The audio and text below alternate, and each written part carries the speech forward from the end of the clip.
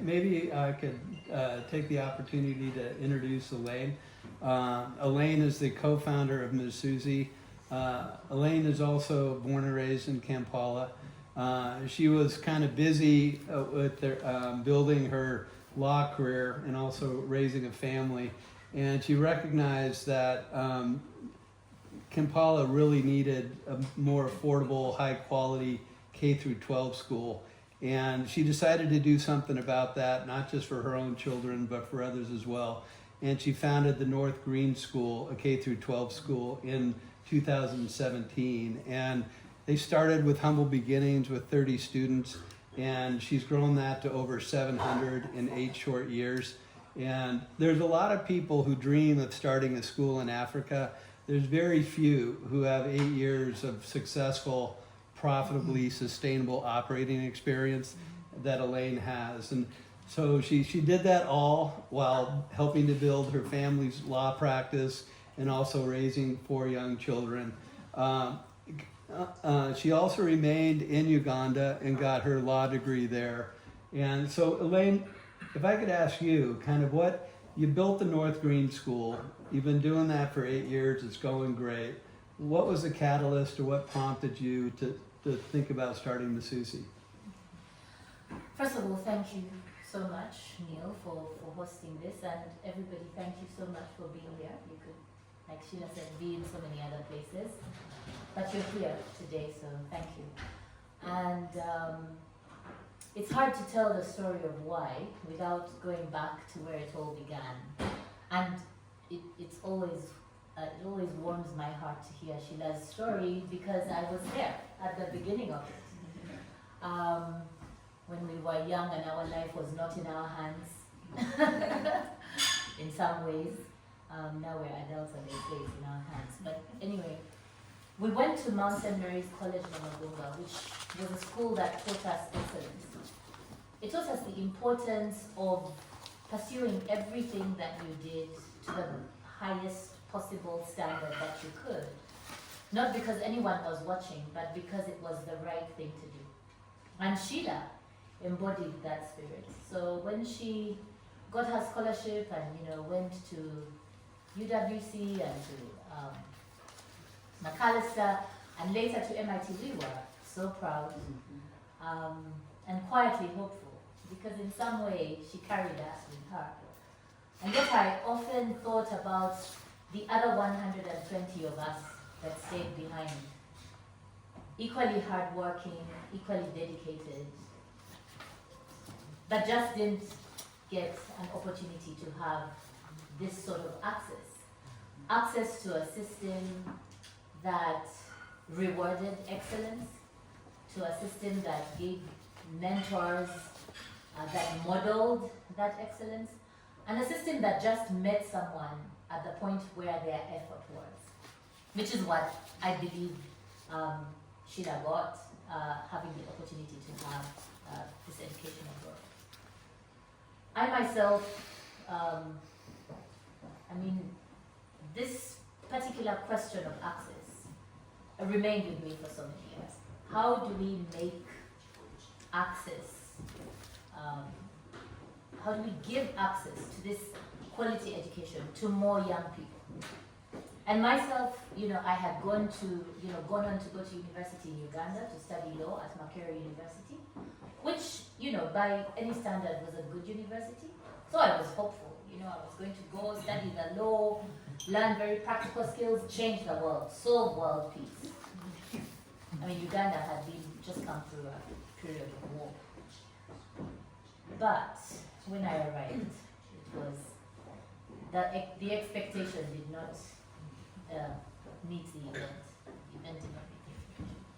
It was rote learning, notes at the photocopier, exam results that went missing, you running around for months to try and figure out what your CGPA was because you hadn't seen your full transcript. No one was waiting for you to ask critical questions and to be that independent thinker. You basically just needed to get through this rote learning system and come out on the other side quietly and go and figure out how to be great in the world. So it was more of a disillusionment for me.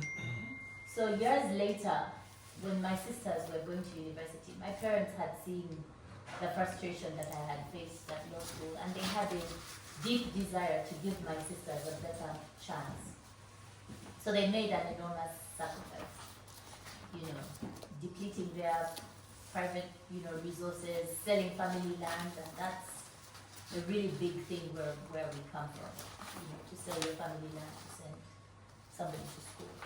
And it wasn't just that, it was a collective effort. Aunties, uncles, cousins pitched in to make sure that my sisters went and got this education abroad, because they fundamentally believed that the only way to get a quality education was to send somebody abroad rather than get it at home.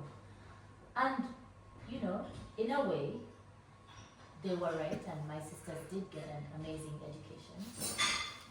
But then they made the decision to come back home. And that, a lot of people weren't happy with that, because they had gotten this really, really pricey education, and the least they could have done was stay wherever they had gotten it so that they could get the true value of it. It's not that when they came home they got jobs, so you would say they were successful, except that the entry-level salaries were very sobering, They were starting salaries of about $200, and even with really hard work and diligence, it would take about 6 to 10 years for you to rise from $200 to about $600 per month. Yes. So if you've paid $30,000, $40,000 a year, and you don't have the family land anymore, your parents are looking at you with your meager $200 salary and saying, what was this for? So this experience, I think, made two massive truths very clear to me. That in some ways, many parts of our economy were just not ready to receive the sort of excellence that the education abroad would give. Just the habits, the structures, the forms that are able to harness and sustain certain levels of excellence and quality were just too fragile. So that was one thing. But the other thing is that even where the levels of excellence were where they're supposed to be, the market just wasn't in a place where it could afford that excellence yet. So industries cut corners, jobs are low paying, and these two things kind of feed off of each other. So you have a situation where a poor economy exacerbates low standards, and low standards make sure that the economy stays poor. So that's kind of sad, but one thing that's interesting about that is you then realize that if you improve one thing, you can improve the other. And that's what Musizi is about. It's not just about the need to have high quality graduates. It's also about creating an ecosystem that can sustain that level of excellence, because it allows industry to expect more.